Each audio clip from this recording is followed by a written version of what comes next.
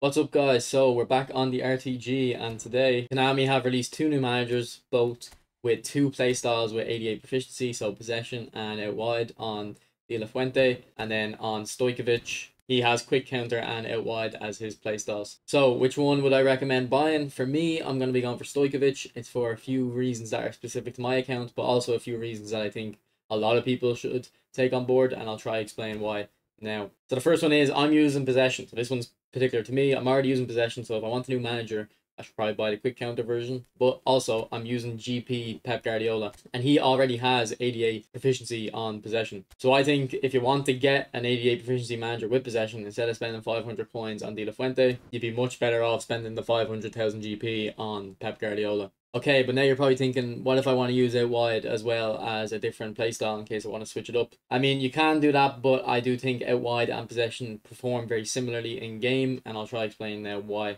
But there are a few similarities between possession game and out wide. Some are definitely intentional from Konami, and some are just due to the terrible passing system they have in the game.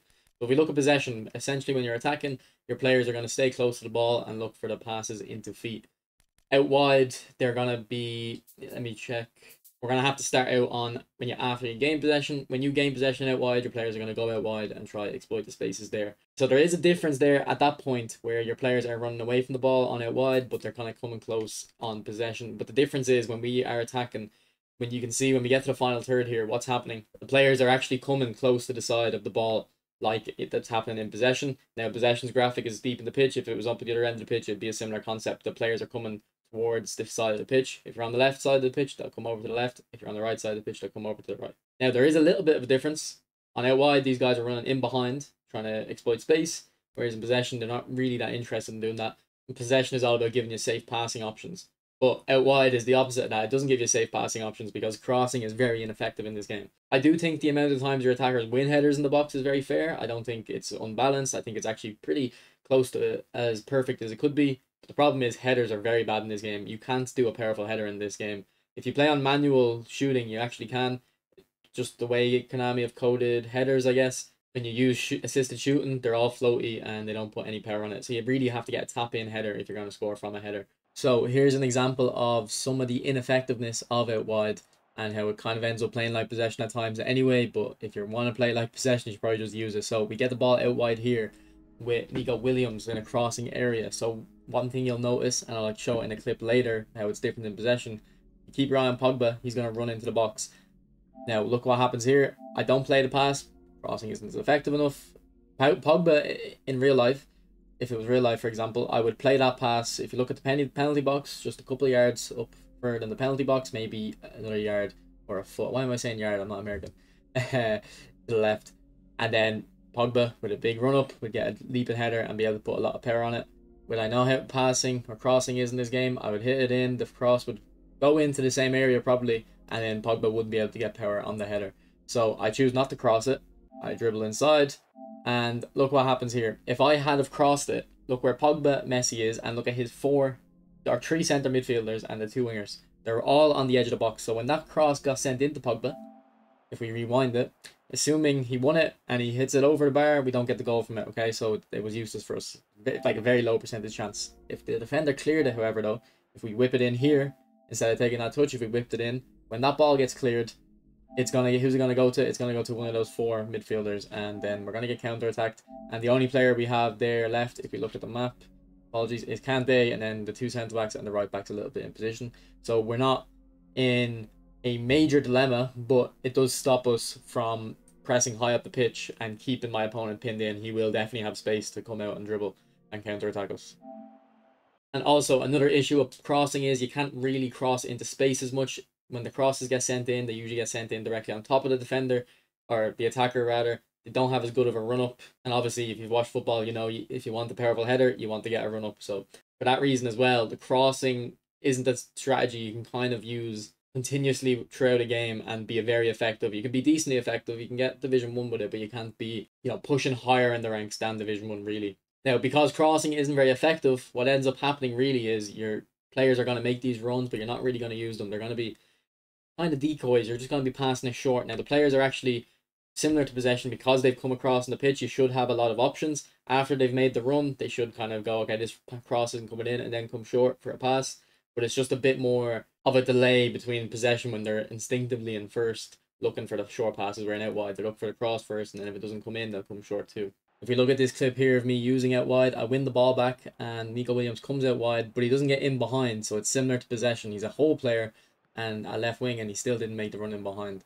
And it kind of stopped us from exploiting that counter attack very easily.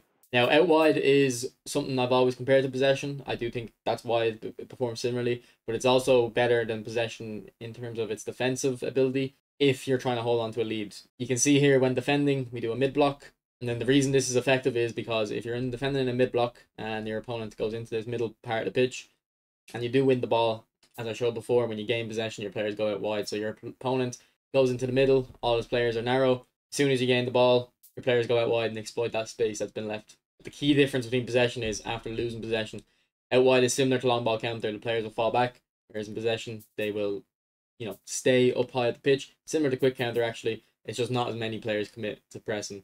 It's a more of a balanced approach to pressing high up the pitch in possession. And then here's an example of how out wide drops back. You see I lost the ball with Messi there, and instead of my AI players pressing up the pitch, they all back off.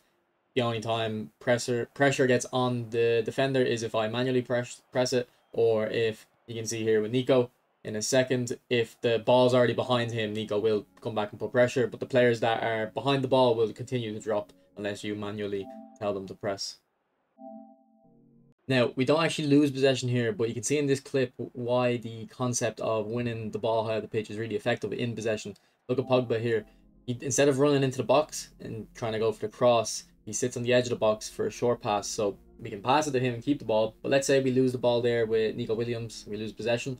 Pogba is there on the edge of the box ready to press straight away. It's a concept called rest defense. Essentially, when you're attacking, where are the players that are off the ball positioned, so that in the scenario that you do lose possession, are you able to press straight away and win the ball back within a few seconds. You can see now Kante is there as the support, and is whoever 13 is, I think it's Saka.